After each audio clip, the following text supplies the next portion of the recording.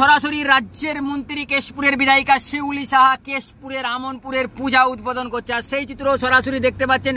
কেশপুরের আমনপুরের যে 50তম বছরে পদার্পণ করলো এই পূজা কিন্তু রাজবাড়ির আদলে পূজা হয়েছে, এমনটাই কিন্তু উদ্যোক্তা জানাচ্ছেন। আর সেই চিত্র সরাসরি দেখতে পাচ্ছেন। কেশপুরের আমনপুরে পূজা উদ্বোধন করছে রাজ্যের প্রতিমন্ত্রী শিউলি সাহা। সরাসরি সত্যের সন্ধানে আপনারা দেখতে পাচ্ছেন। সত্যের সন্ধানে ক্যামেরা পার্সন কি তুলে ধরলো তা একবার দেখে নিন।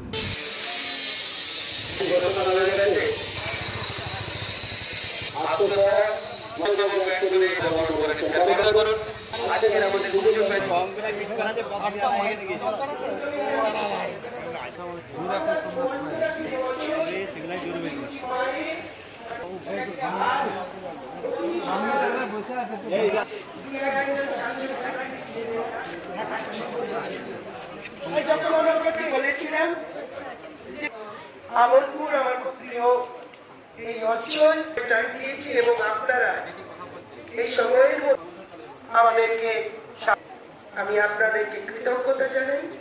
বন্যাকে নিয়ে আমরা চিন্তায় আছি। এই 4-5টা দিনও আমরা আনন্দে কাটাবো কিনা মায়ের কাছে প্রার্থনা করবো। মা একদিকে যেমন ওষুধ নিধন করবেন, অশুভ শক্তির বিনাশ করবেন, শুভ শক্তির সূচনা করবেন, সমস্ত অন্ধকার ঘুচিয়ে দেবেন। আমাদের মনের অন্ধকার, আমাদের সংস্কার, আমাদের কুসংস্কার, আমাদেরকে যেমন শিক্ষার আলোক প্রাপ্ত করবেন, প্রকৃত আলোর পথ দেখাবেন। আজ বর্তমান যে সিচুয়েশন চলছে, গোটা বাংলা জুড়ে এক অস্থির পরিবেশ তৈরি করেছে। মায়ের কাছে প্রার্থনা করবো এই পরিস্থিতি কেটে যাক।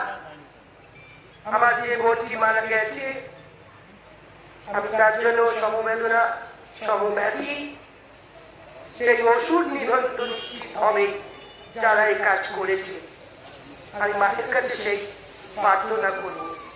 আমি মঞ্চে যারা আজকে আমার সঙ্গে এসছে, আমার সঙ্গে এক গুচ্ছ লিডার মানে পঞ্চায়েত সমিতির কর্মাধ্যক্ষরা আছেন, জাহাঙ্গীর বাবু আছেন স্বাস্থ্য কর্মাধ্যক্ষ, আমার সঙ্গে খাদ্য কর্মাধ্যক্ষ আছেন, আপনাদের 2 জেলা পরিষদ মেম্বার স্বপ্না যেমন আছে, আমার হাবিবা বেগম, আপনাদের এ বাংলা নজরুলের বাংলা, এ বাংলা রবীন্দ্রনাথের বাড়ি, তাই একদম হিন্দুত্ব বাঙালি এলাকা থেকে এটা আপনাদের কি বলে ধন্যবাদ জানাবো।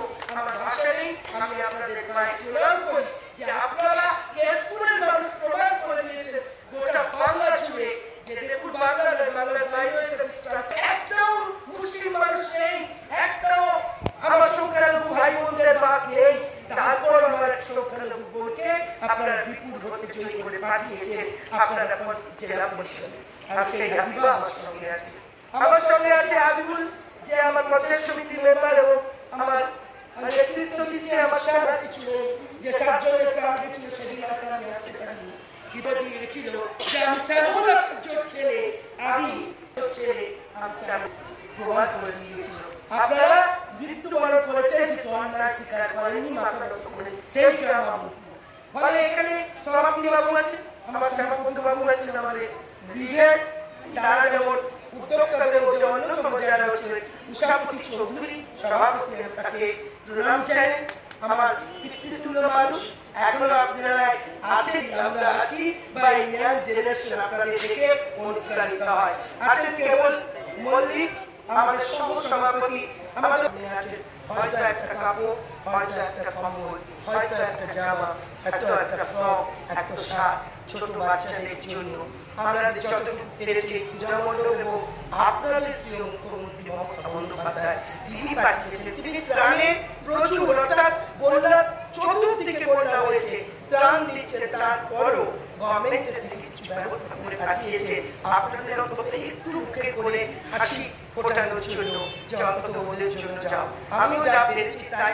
সর্বোপরি দিদির একটা বই উদ্বোধন হয়েছে, যে বইতে দেখুন দিদি নিজেই ছবি এসেছে, ত্রিনয়নী দুর্গা, ত্রিনয়নী দুর্গার ছবিটা দিদি এঁকেছেন এবং সেটাই আমরা এই বইতে ফিট হয়েছে। এবং জাগো বাংলা আমাদের যে পত্রিকা আছে এবং সেই পত্রিকাতেও দিদি এই ছবিটা দিয়েছেন ত্রিনয়নী দুর্গা, অর্থাৎ আপনাদের কাছে মা দুর্গার আমি রূপে বলি বা সেইভাবে দিদি আপনাদের আপনি আজকে আমনপুরে আসলেন এবং দুর্গাপূজা উদ্বোধন করলেন, কি বলবেন? আমার এলাকায় প্রচুর পুজো হয়, অর্থাৎ কেশপুরের সেই 15 নম্বর জিপি থেকে একদম 1 নম্বর জিপি পর্যন্ত। এটা আমার 3 নম্বর অমনপুর জিপি। এখান দিয়ে আমি আজকে শুভ উদ্বোধন শুরু করলাম। আপনারা জানেন যে মা এসছেন ধরাধামে এবং আজকেই পঞ্চমী, এবং এখন যে পুজোটার সময় পড়েছে ষষ্ঠী, সপ্তমী, অষ্টমী, নবমী, বিজয়া একসঙ্গে প্রায়, ফলে 3-4টে দিন। আজকে পঞ্চমীর শুভ দিনে সবাইকে আমার প্রীতি শুভেচ্ছা অভিনন্দন জানালাম এবং আজকের এই আমনপুর দিয়ে শুরু করলাম আমাদের পুজো উদ্বোধন। আমনপুরের জনগণের হাতে আপনি কি দিলেন? না, জনগণের মধ্যে এমনি মুখ্যমন্ত্রী তো পাঠিয়েছেন, আমাদের তরফ থেকেও কিছু যৎসামান্য, এটা কিছুই নয়, উদ্যোক্তারাও ব্যবস্থা করেছেন মানুষকে আনন্দ দেওয়ার জন্য। আমি শুনছিলাম এখানকার উদ্যোক্তা বলছিলেন যে একটা সময়ে আমাদের চন্দ্রকোনা রোডে যেতে হতো পুজো দেওয়ার জন্য, অষ্টমীর অঞ্জলি দেওয়ার জন্য, সেদিন এই ব্যবস্থা ছিল না, কিন্তু এখানে এখন অনেকগুলো পুজোই হয় এবং আমনপুর আজ 50 বছর অতিক্রম করেছে, ফলে খুব সমারোহের সঙ্গে পুজো হচ্ছে, ধুমধাম করে পুজো হচ্ছে। আমরা মানুষকে নিরাবিল আনন্দ দিতে চাই, মানুষ উৎসবে থাকুন, মানুষ আনন্দে থাকুন। আমাদের বাংলার সরকার চাই, মুখ্যমন্ত্রী চাই, আমাদের পুজো কমিটি। আপনি বললেন যে কেশপুরে বিভিন্ন জায়গায় পূজা হচ্ছে, আপনি কিভাবে টাইম দিবে সমস্ত মণ্ডপে? না, প্রথম কথা হচ্ছে যে আমি ভাগ করে নিয়েছি। আজকে আনন্দপুর যে আমার পিএস আছে, আর পুলিশ স্টেশনের আন্ডারে যে 5টা অঞ্চল আছে, 6টা অঞ্চল আছে, সেগুলো আমি আজকে সব করব। আর আগামীকাল ষষ্ঠীর দিন আমি কেশপুরের যে পুলিশ স্টেশন আছে তার আন্ডারে যতগুলি অঞ্চল আছে সেগুলো